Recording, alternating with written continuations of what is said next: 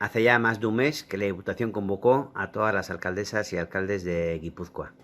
En este tiempo, los municipios han tenido que tomar decisiones importantes para hacer frente a la pandemia, desde la cercanía,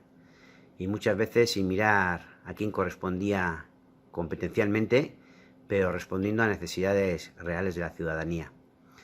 EH Bildu es la primera fuerza municipalista de Guipúzcoa y quiere pedir a la Diputación tres cosas. Por un lado, que convoque el Consejo de Finanzas de Guipúzcoa para conocer los datos reales del impacto en la fiscalidad que ha tenido esta situación y para consensuar cómo va a afectar al Fondo de Financiación Municipal. En segundo lugar, si esta afectación fuera que tuviera que pagarse desde los municipios un dinero a la Diputación, se haga a partir del 2021, respetando los presupuestos del 2020, que se pueda hacer de manera fraccionada durante 3 años y sin aplicar intereses.